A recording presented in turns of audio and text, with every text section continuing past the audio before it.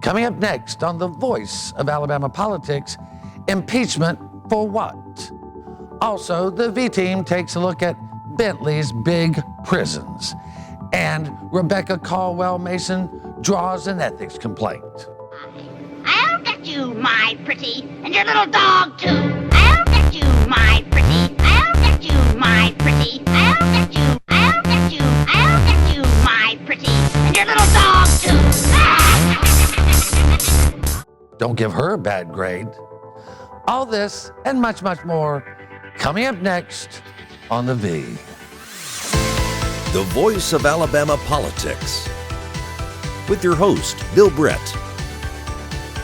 Now, the #1 political show in Alabama, The V.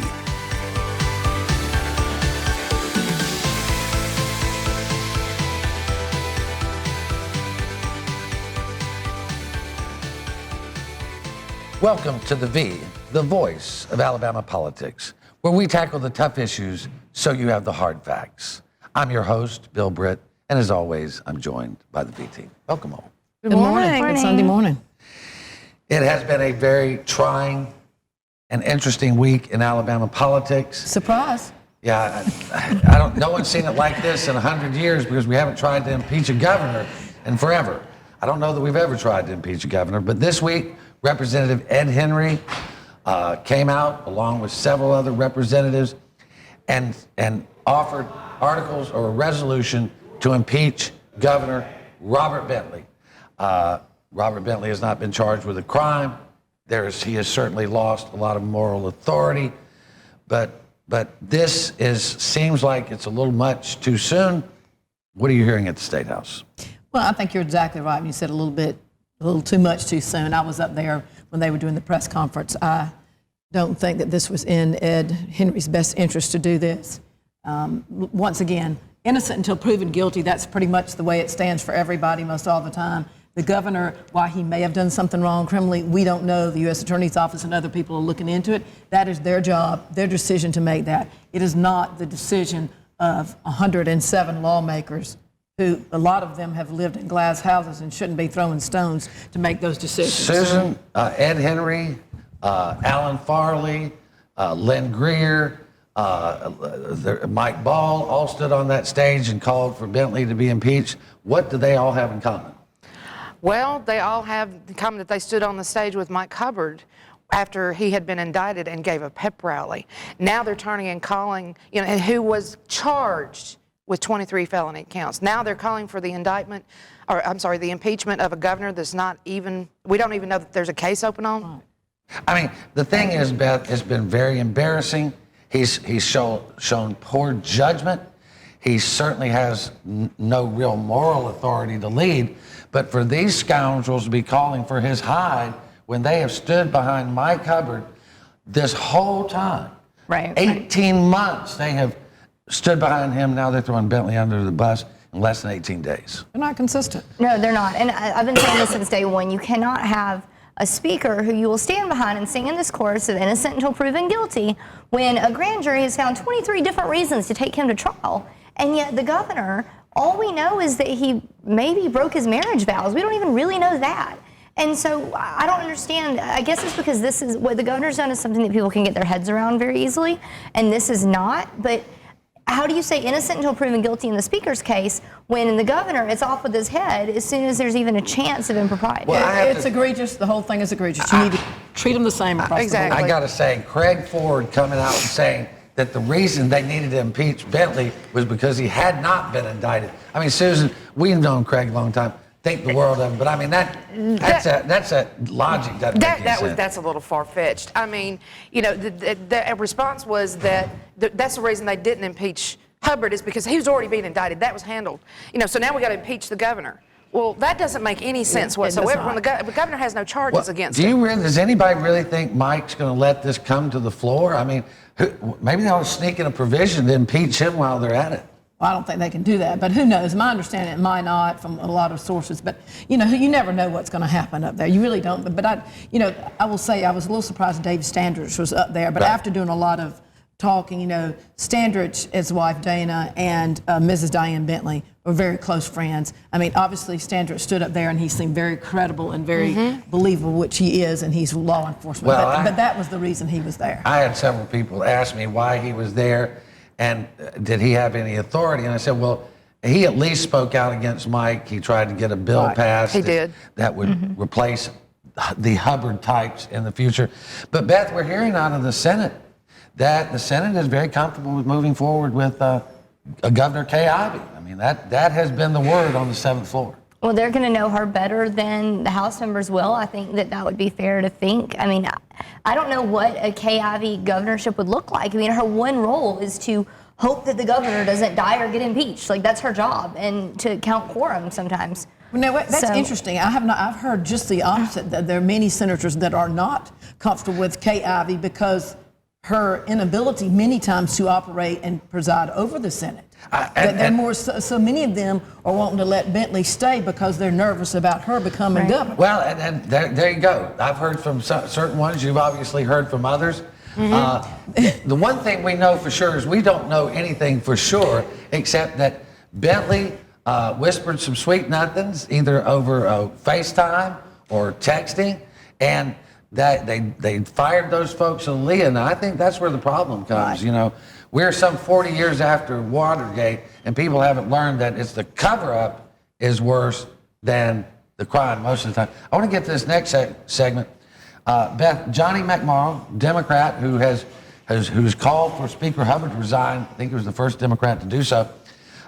He filed an ethics complaint this week against Rebekah Mason, and this relationship goes back 25 years. You want to tell our viewers what that's all about? Right. From what I understand, about it is that Rebekah Mason was one of Representative Morrow's students when he was a college professor. She earned what I think he called a less than favorable grade, or a grade that was not what she wanted in that class. And so he has now heard that since then that she's had the governor vetoing his local bills. Now, it's kind of a custom in the State House that local bills are passed through on local courtesy. You don't vote against those bills. And the governor on 2 separate times said that he would sign this bill into law and then turn around and vetoed it after giving Johnny Mac his word. Well, Johnny Mac called it pillow talk lobbying. Well, I think, first of all, that shows you the pettiness and vindictiveness, because obviously she was at a community college, a 2-year college, before she went to University of Alabama, and to hold, vindictive grudges for that many years ago. Well, he got a call from somebody high up in the administration that said, you better stop it because Rebekah Mason is coming after you. Well, and you have to understand, too, with this bill, the legislators felt so strongly against what the governor had done that they overrode his veto by 2/3 of both houses. So it did become law. It's one of the only bills that was vetoed twice in the same session and that became law.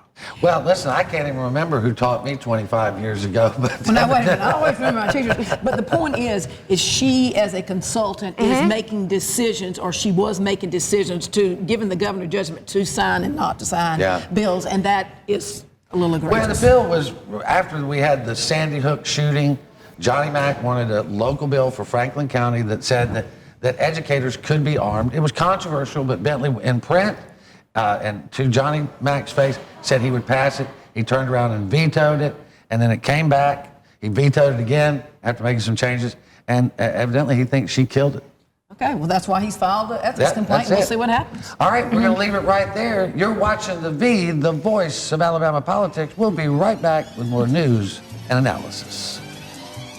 This magic moment,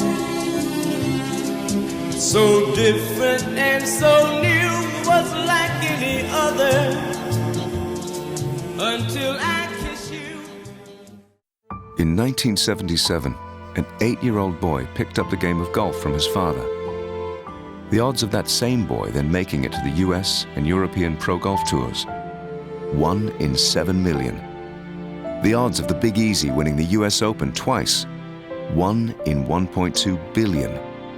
The odds of him having a child diagnosed with autism, 1 in 88. Ernie Els encourages you to learn the signs of autism. It's time to take a road trip. In Alabama, the road and the restaurants are calling. We've elevated barbecue to an art form, a meat masterpiece. Fine dining your thing? national awards are putting us on the map. Because everything's fresh and local. And if you like your dinner with a view, well, you can't beat this. Alabama has a road trip with your name on it. Which one you gonna take?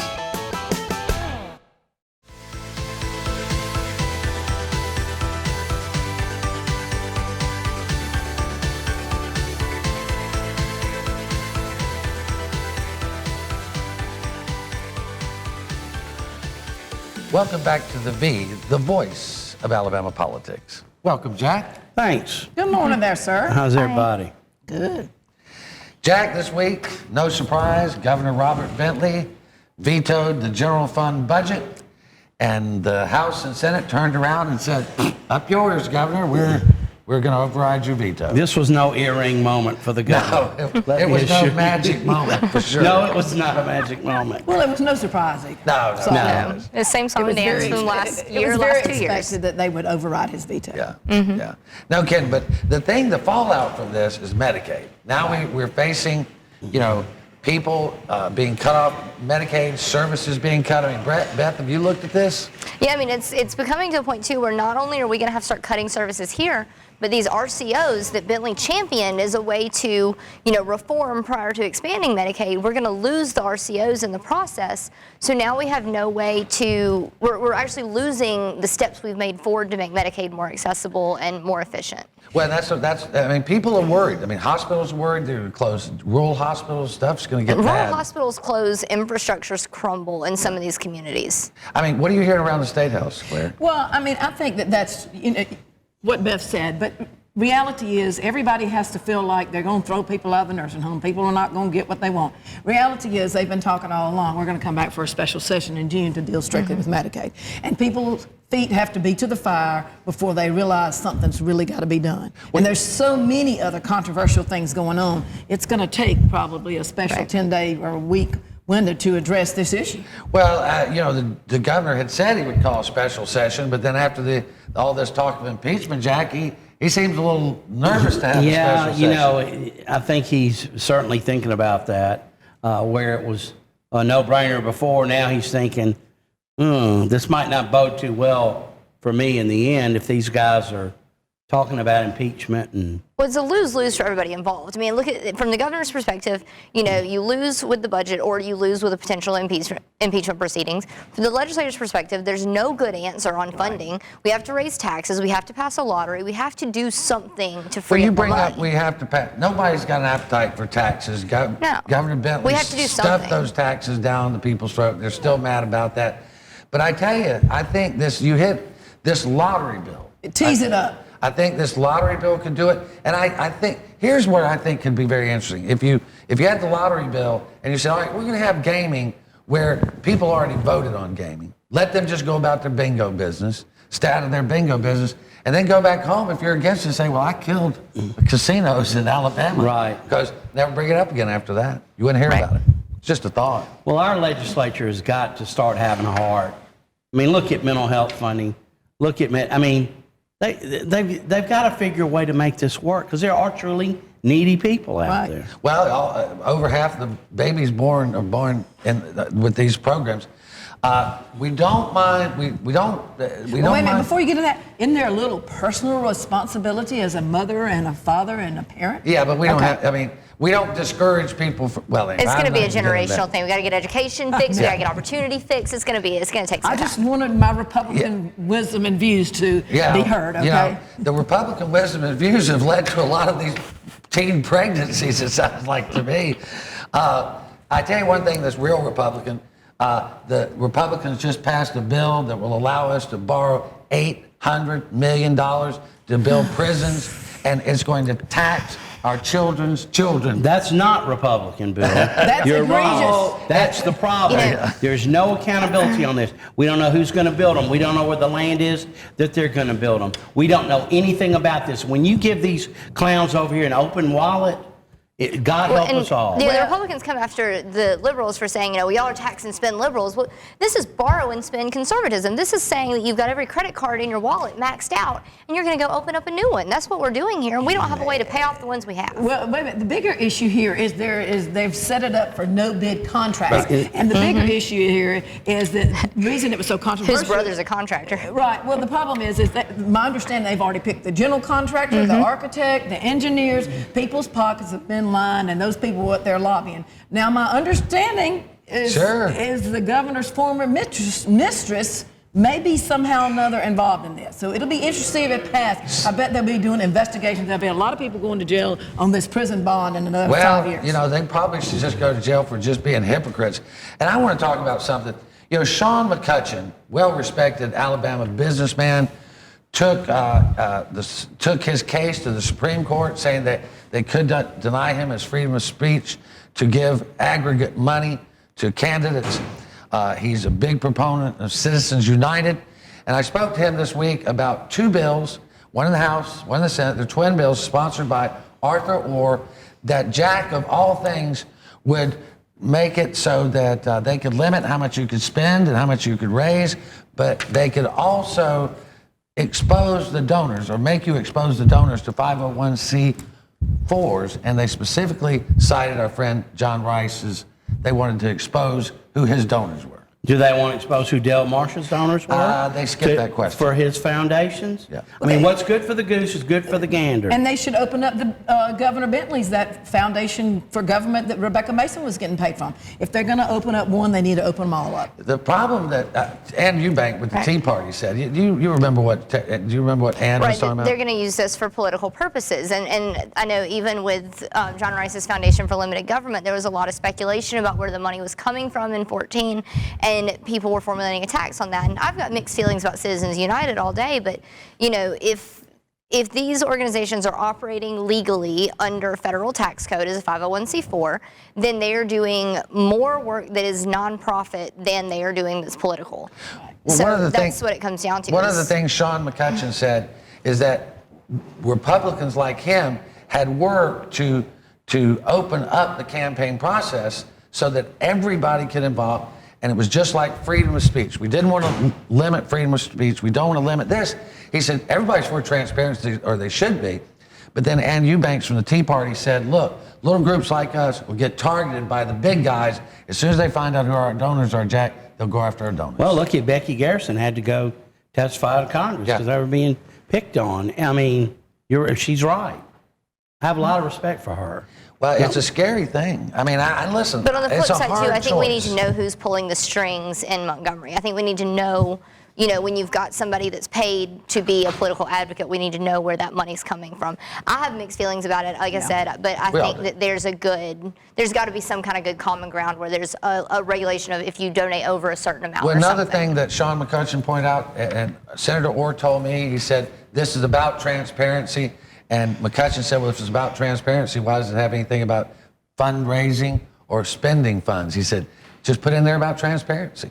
Right. Well, we're going to have to leave it right there. We're watching the voice of Alabama politics. We'll be right back. Well, you may run on for a long time, run on for a long time, run on for a long time. Let me tell you, God Almighty's going to cut you down. Good God Almighty will cut you down.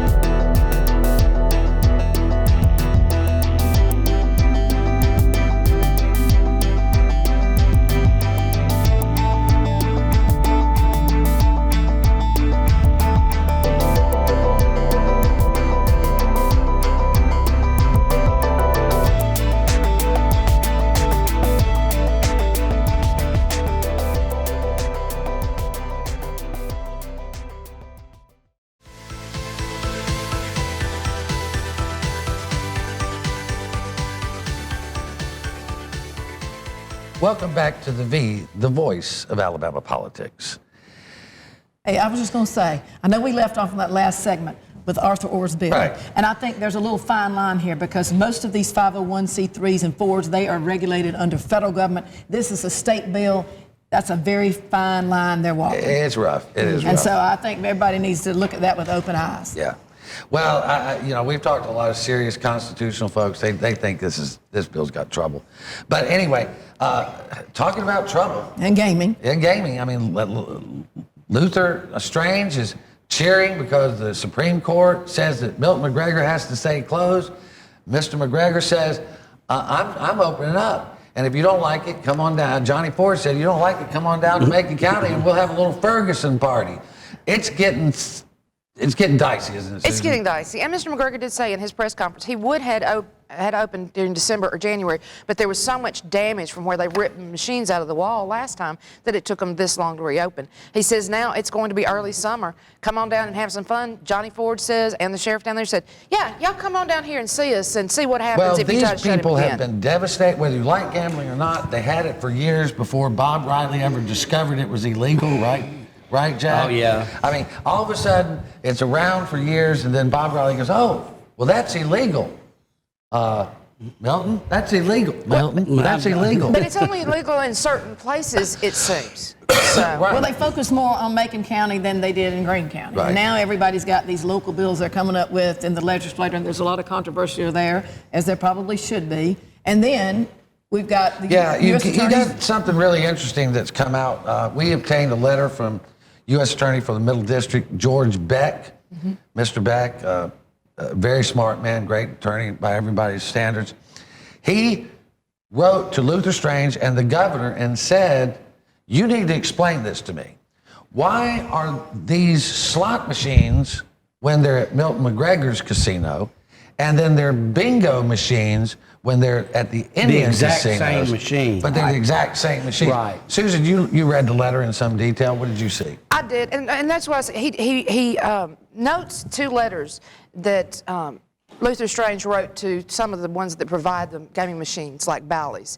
And in the letter, he says basically that when they're at Milton McGregor's, they're slot machines and they're illegal, but it's okay for them to use those machines or send the machines that they get back when they, in light of being seized, when they get those back, it's okay to send them to tribal So Bally's, it's okay for them to take the slot machines from Milton McGregor's and move them to Wind Creek and call them bingo machines. And I can tell you, I know the difference, and I've seen the difference, and I've reported. I've talked to the head engineer that designed these machines. I've seen the guts of these machines. They do not operate like a slot machine. Well, but the point being is my understanding, under the IGRA law, they cannot, at the tribes, operate things that are not legal in Alabama. That's Is that correct. correct? That's correct. You're That's absolutely absolutely right. That's the real fine line, and the question that needs to be answered by the governor's office, the attorney general, and the courts or whomever. Right, and that's the question that George Beck is posing to the attorney general and the governor, saying, okay, why?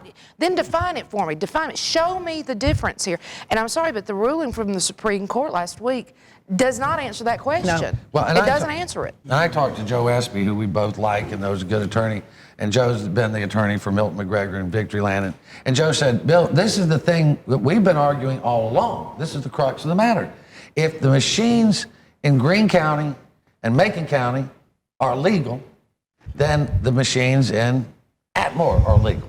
But if Greene and Macon are illegal, then the machines in Atmore are illegal. Which is what And we Judge- talked in Montgomery. And we talked because in there's Montgomery. three. And that's what Judge Shashi said in his ruling, was that if it's illegal here, if it's legal here and here, then it should be legal here. If it's illegal here, it should be illegal also there and there. I guess the question is, Jack, will George Beck do anything about it? I don't know. Well, who's going to have the huevos to go and shut down the Indian casino, since they are operating with machines that have been ruled illegal elsewhere? Then theoretically they need to be shut down. Now who's going to go up there and tell too many that huge? legislators. Well, only the federal government can do Right, that. right. Yeah, nobody in state government, attorney general government, they Right. can't do that. And Okay. George Beck, Well, we've been known to overstep our bounds before. They get Well, I know, sued but I again can and tell you that again. the Indians are not. They'll I have know. them handcuffed, I know. locked, and barreled if they step on their land. Yes, they Luther will. Strange took this very issue to the 11th Circuit. 11th Circuit said that Luther Strange had no authority. This is one of the problems here. The 11th Circuit left the authority, it's to George Beck. Right. I think the ball is in George Beck's court to make that decision, and the federal government, and he's Obama appointee for the U.S. Attorney's Office here in the Central District of Alabama, and so I think it's for his call. Well, I mean, it is. I've talked to people that have known him for years. If he wants to move, he's got, as you say, he's got the guts to do it. Oh, I think so, It's without just, will question. he do it? Is the question. And we really need this issue settled once and for all. Amen to that. Obviously, our Agreed. politicos and the courts won't, they won't settle it. So Well, they want to dance around the issue and dodge it because nobody wants to make that final decision on gaming. I was talking to a Republican senator, very conservative. I like him. He's not somebody I know particularly well, except by reputation. And he said, Bill, I feel like a hypocrite. He said, when I came down here in 2010, I really believed that that this gaming issue was what they told me it was. And he said, now that I've looked at the law and I've looked at what the attorneys have said and I've looked at what Luther Strange has done, he said, we are absolute hypocrites to think this is about anything but political prosecution of Milton McGregor. Well, the Wiregrass for years fought any kind of gambling or bingo for years. And then all of a sudden, they've been an ignored part of the state for a long time. Raleigh never gave them the time of day. And then when that Country Crossing, when they were talking about opening Country Crossing. And they did. They did open it, and it's because the folks down there, including preachers, said, we need the economic development down here. And we just can't afford to pick and choose who has... Well, and you're correct. But the thing I will say about that down there, and how does the organization that runs that, they never passed a local county bill in Houston County. Unfortunately, they never did that. But they did in Greene County, and Macon everybody. County. It's not just the Indians, people. It's also there are 7 locations that have gambling. There's only one of them that's closed. They're all operating the same machines. They went it's after. not just They the went Indians. after Milton McGregor. It was personal with the Rileys. It's been personal with the Republican leadership because he was a big powerhouse in financing Democrats. Let me tell you the truth. Milton McGregor would probably just soon, he didn't have to ever give a dime to a politician again because these guys will milk you dry, Jack. Yeah, I mean, he was traditionally a Democrat donor because they were the only ones that, gave him the green light to operate. So naturally he's going to give to them. Well, and on top of that, let's revert back 20 years ago, 20 and 15 years ago, it was controlled by the Democrats. Yeah. It wasn't Right. 2010 that Republicans took over. So, of course, he donated more to Democrats than he did Well, Republicans. this prosecution of Milton McGregor and the people in Greene it's County, insane. It Maine needs to County, it stop. needs to go away. All right, well, you've been watching the voice of Alabama politics. You watch us because we watch them. Have a good Sunday and join us next week. The magic moment. Well, I Where think did you hear that song at, John? it puts it on in the... Shirley in the Liquor brought it to my attention. Oh, her. Y'all still dating? Oh, we have been for a long A long time. She asked me this morning, how you doing?